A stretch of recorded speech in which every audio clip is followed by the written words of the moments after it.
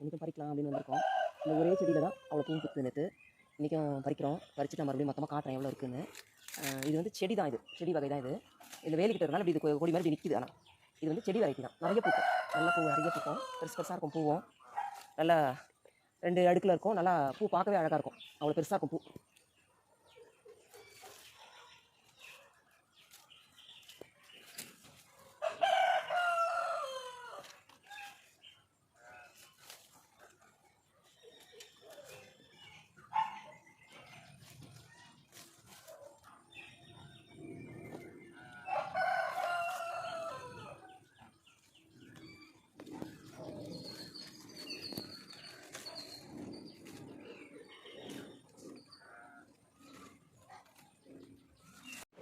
பாருங்கள், இன்றைக்கும் ஒரு பவுல் ஃபுல்லாக அந்த மதனபானம் பூ வந்திருக்கு.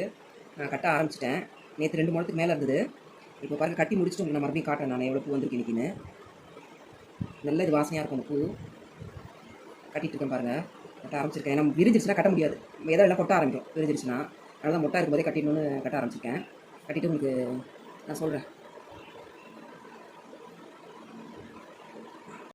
பாருங்கள், ஆல்ரெடி இப்போவே வந்து 2 முழத்துக்கு மேலே வந்திருக்கும் பூ. இன்னும் கொஞ்சம் கூட இருக்குது. கட்டி முடிச்சிடறேன். நான் முடிச்சுட்டு நான் பார்க்குறேன் உங்களுக்கு இன்னும் எவ்வளோ வருதுன்ற. எவ்வளோ எங்கே தான் இருக்குது மீதி பூ. இங்கே தான் பாருங்கள், ஒரு பூ பாருங்கள் எவ்வளோ பெருசு பெருசாக இருப்பாங்க. விரிய ஆரம்பிக்குது, லேட் ஆகிடுச்சு.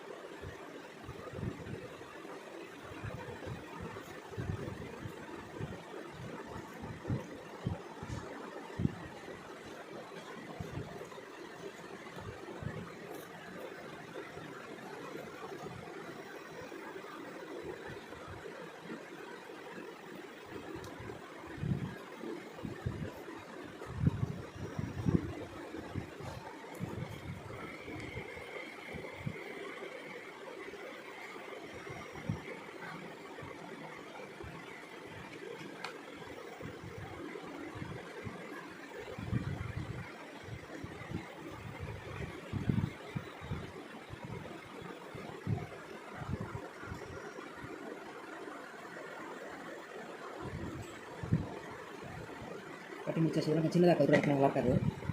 பாருங்கள்,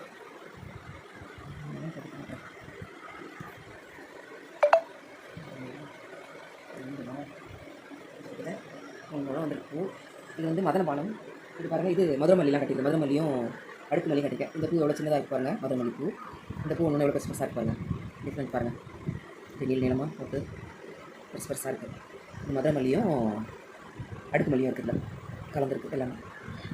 இது மதனபானம். அவ்வளோ பூ பூத்துருக்கு இன்னைக்கு, ஒரே செடியில் பூத்த பூ.